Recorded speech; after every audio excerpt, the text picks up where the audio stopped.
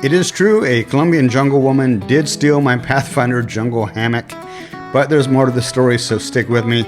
My name's Adam Katz for the Hardcore Camping Gear channel here on YouTube, where I review stuff like hardcore camping gear, survival stuff, bushcrafty stuff, anything that's kind of cool guy stuff, more or less. If you like that kind of stuff, consider subscribing or commenting or sharing or doing all that kind of stuff. I figure you guys know how YouTube works. Anyways, back to the Jungle Hammock and the Colombian Jungle Woman.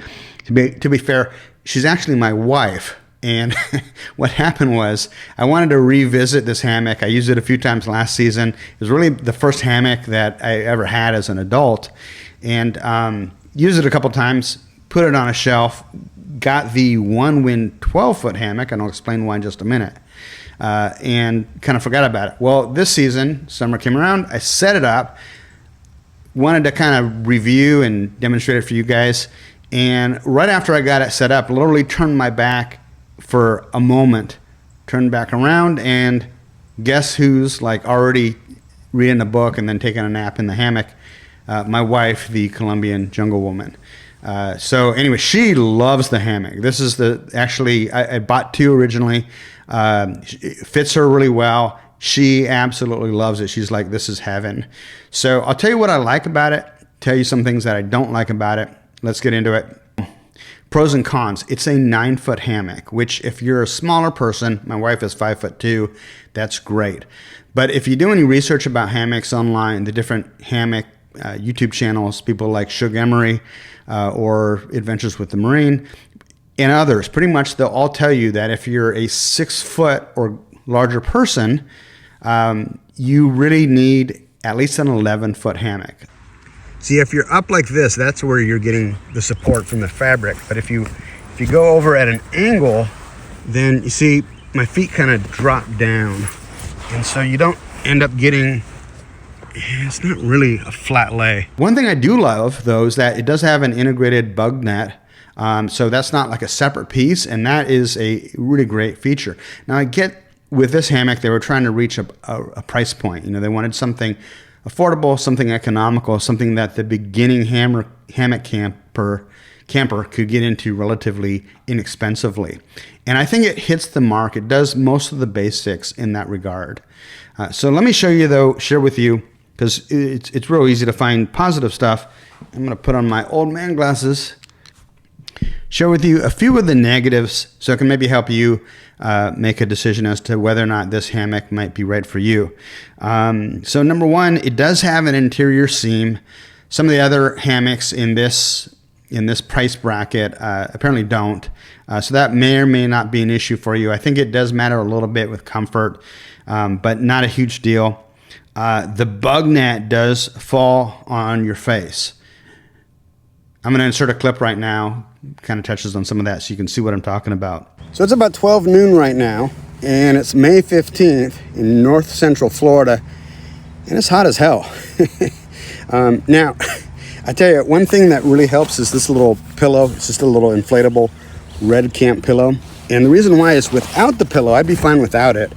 There's like enough support, but the problem is that this bothers me here. This just, there's no structure, so it ends up doing that. So with this inflatable pillow, it kind of helps to kind of keep that off you a little bit. Now I don't fault the hammock for being so hot. It just seems like with all of these hammocks, once you put the bug net on, it just gets hot. There's no way around that. And you know, we're coming up on June in the middle of Florida, so you know, what do you expect, right? But all in all, it's workable.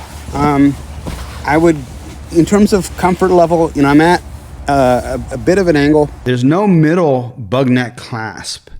So if you look on the picture here, you can see it would be, I think, much better if there was a middle hook or clasp to keep the bug net really off your face.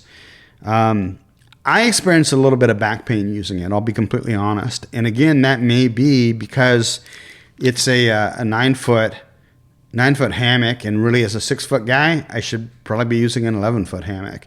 Unfortunately, they don't, to the best of my knowledge, unless they've changed something, they don't make, Pathfinder anyways, doesn't make an 11-foot hammock. So you may want to weigh that before actually ordering the hammock yourself. Should have bug net hooks rather than those loop thingies. So what happens is when you're setting up the ridge line, which was actually doesn't have an integrated ridge line. So they include cordage that you can hang an extra ridge line, but it doesn't come with an integrated ridge line inside of it. So when you hang that extra ridge line, you have to run it through the loops. And I think what would have been probably a better design is if they had, instead of like a hole that you run the loop through. Yeah, that's funny. Having like a hook, right? So that you can set up the ridge line first and then hook the bug net onto it. I just think it would have made a little bit more sense. So that was an additional point. And then finally, there's no real internal storage. So it does come with one pocket on kind of the outside, and that's nice, but it doesn't come with any additional inner storage, probably because it doesn't come with integrated ridge line. So other than that, I would say all in all, I would give it a 7 out of 10 rating. 10 being the best, 1 being the worst.